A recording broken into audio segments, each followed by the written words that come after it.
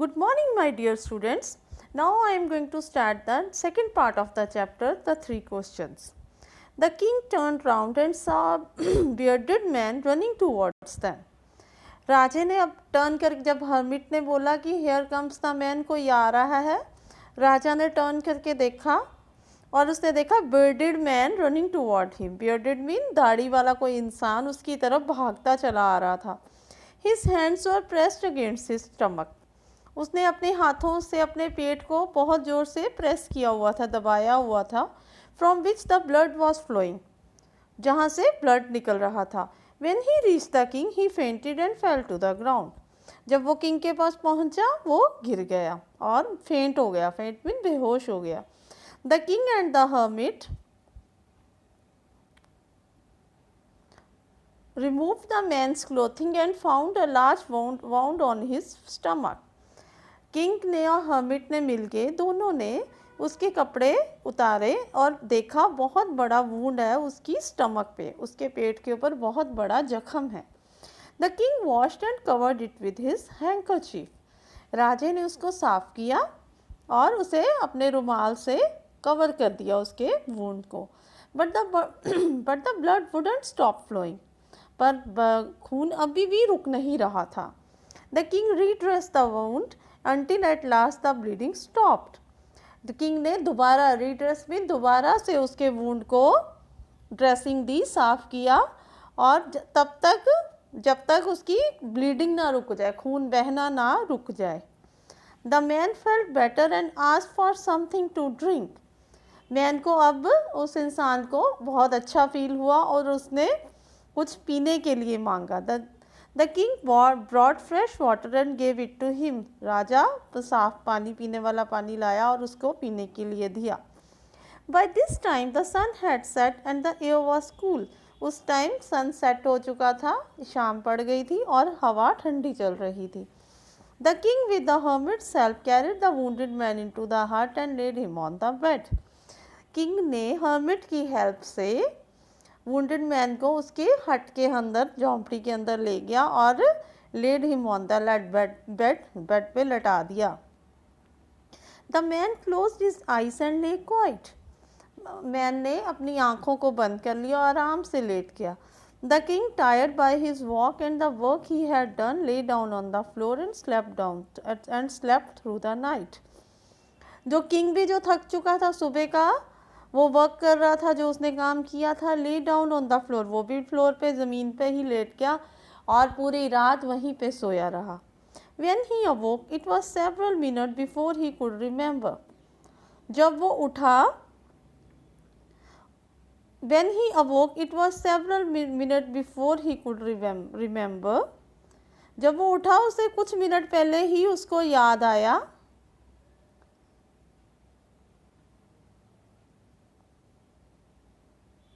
where he was and who the strange bearded man lying on the bed was. कि वो कहाँ भी है इस टाइम, मतलब इतनी गहरी नींद पे सो गया कि उसे कुछ समझ ही नहीं लगा. एंड उसने फिर याद आया कि ये स्ट्रेंज, अजीब सा, अनयूजुअल बियर्डेड मैन कौन है जो बेड पे लेटा हुआ है. Forgive me said the bearded man in a week voice. एक बड़ी ही कमज़ोर सी आवाज़ में बियर्डेड मैन ने कहा, मुझे माफ़ कर दो. फॉरगिव मीन मुझे माफ़ कर दो. When he saw that the king was awake, जब उसने देखा कि राजा उठ गया है. awake mean उठ जाना, नींद से उठ जाना. I do not know you and have nothing to forgive you for, said the king.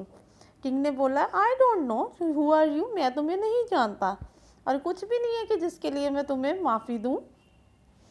You do not know me but I know you. वो आगे से कहता है कि तुम मुझे नहीं जानते but I know you. I am that enemy of yours who swore revenge on you because you put my brother to death and seized my property. कहता you do not know me, तुम मुझे नहीं जानते पर मैं जानता हूँ, मैं तुम्हारा दुश्मन हूँ. enemy means दुश्मन, of yours तुम्हारा दुश्मन हूँ. who swore revenge on you, who want to take means revenge, बदला लेना चाहता था तुमसे. क्यों? because you put my brother to death and seized my property, तुमने मेरे ब्रदर को मार दिया था और मेरी प्रॉपर्टी सीज कर ली थी, ले ली थी, अपने मेरी प्रॉपर्टी को जब्त कर लिया था. I knew you had gone alone to see that hermit. I knew, मैं जानता था कि तुम उस हर्मिट को मिलने के लिए अकेले ही जा रहे हो। And I made up my mind to kill you on your way home.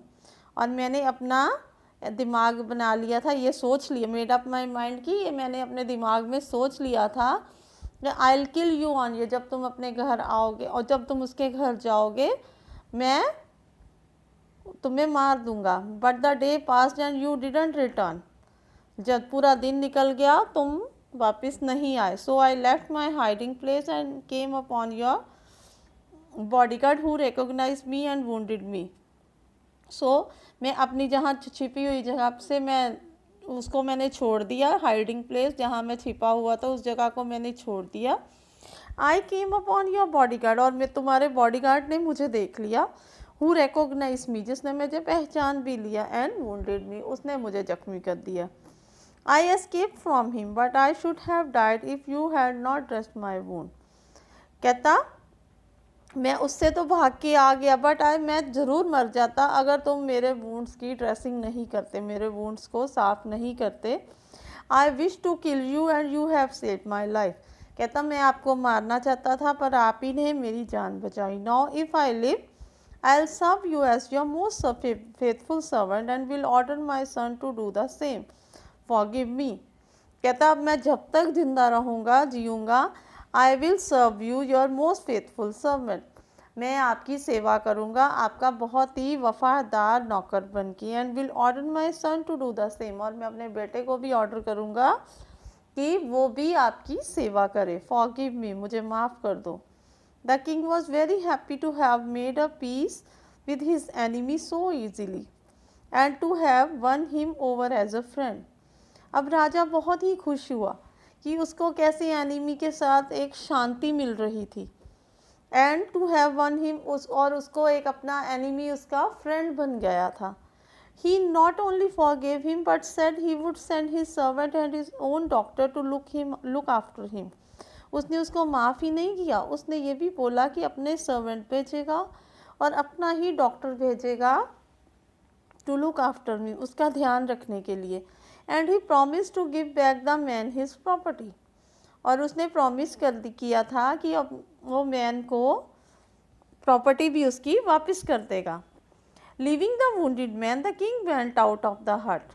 उस वुंडेड मैन को हट के अंदर ही, injured wounded man mean injured man, जिसको चोट लगी हुई थी, उसको अंदर ही छोड़ के king went out of the hut and looked around for the hermit. राजा बाहर आ गया हट से और इधर उधर हर्मिट को ढूंढने लगा। Before going away he wished once more to get answer to his questions.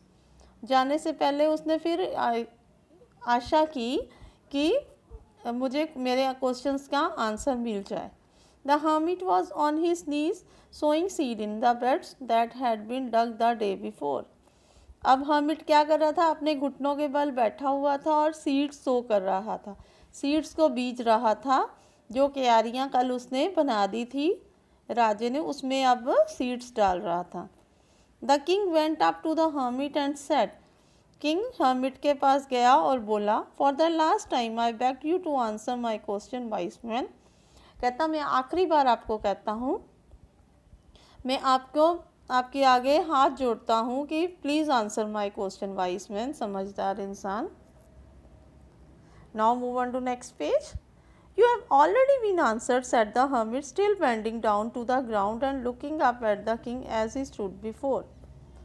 कहता तुम्हें तो आगे ही आंसर मिल चुके हैं, तुम्हें आंसर दे दिए हैं। said the hermit, still bending down, वहाँ बैठे बैठे, still bending down to the ground and looking up at the king, मतलब बैठे बैठे ही उसने ग्राउंड पे लुकिंग उसकी तरफ देखा, किंग की तरफ, और बोला कि तुम्हें तो आंसर ऑलरेडी मिल चुके हैं। How have I been answer, what do you mean.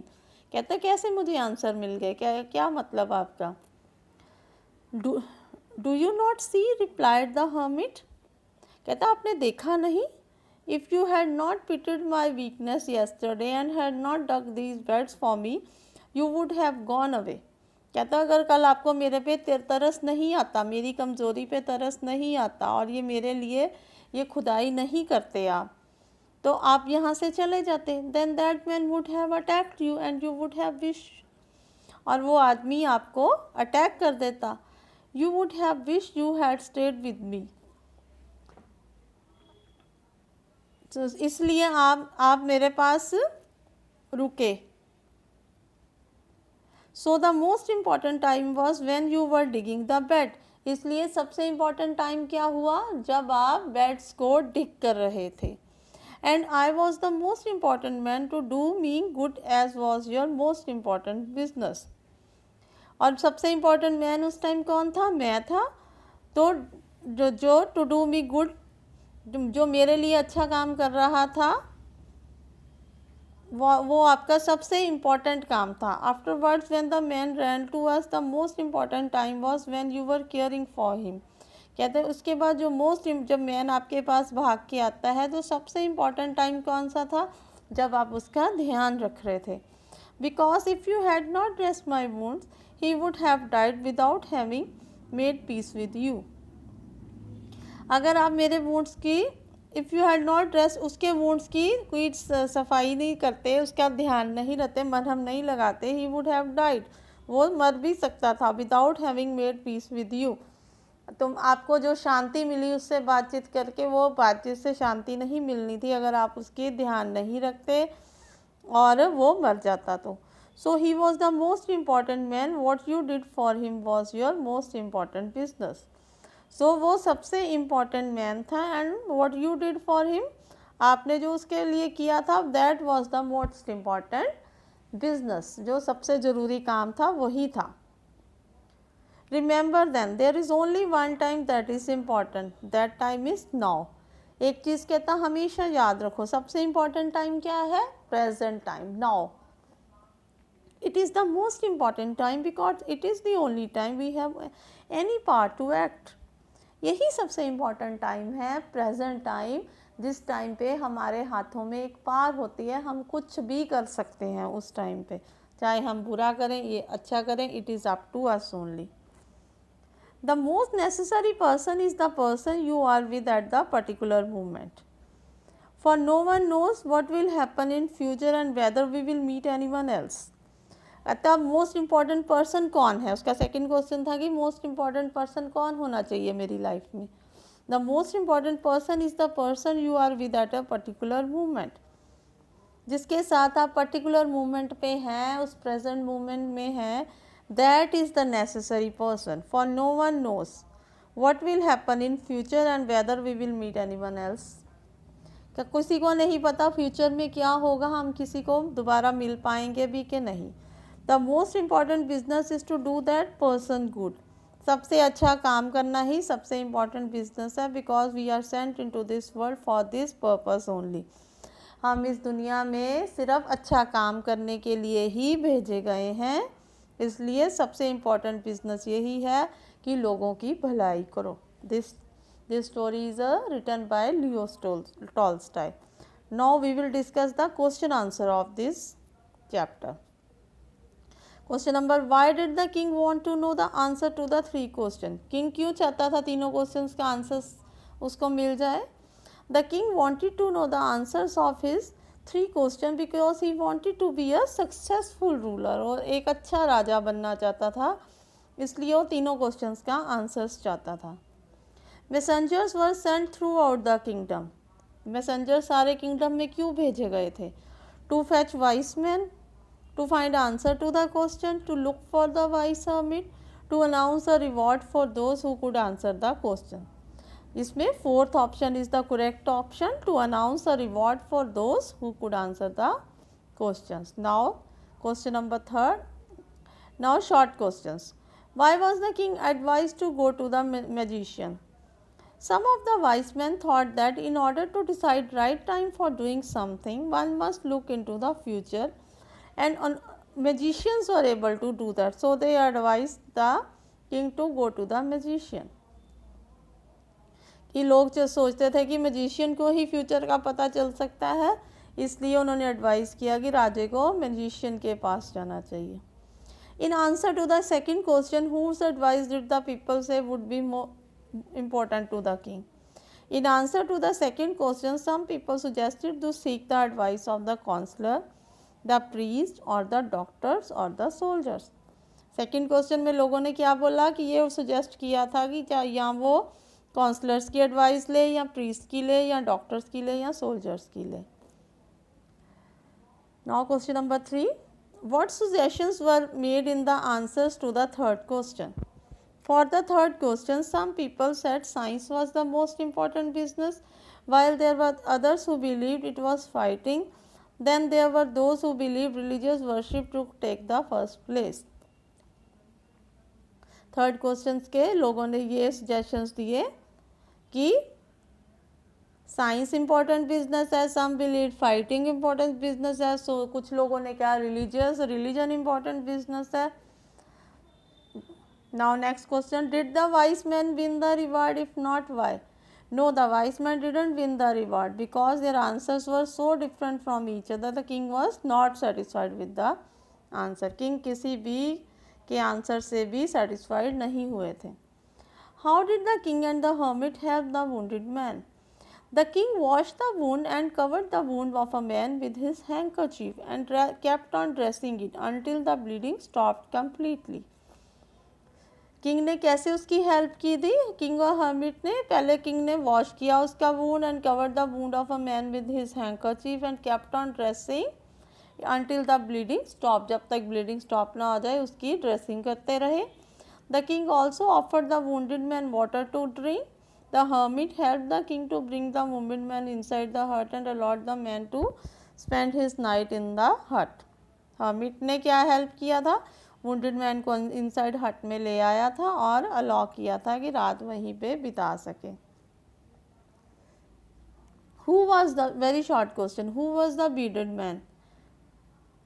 The bearded man was the enemy of the king. He wanted to take revenge of his brother's death by killing the king and taking away all his property.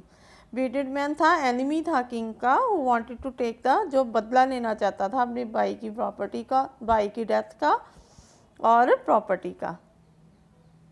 Why did he ask for the king's forgiveness? The bearded man asked for king forgiveness because he wanted to kill the king, but the king has saved his life. He was grateful to the king now. Now, I hope you all have understood the chapter. Thank you.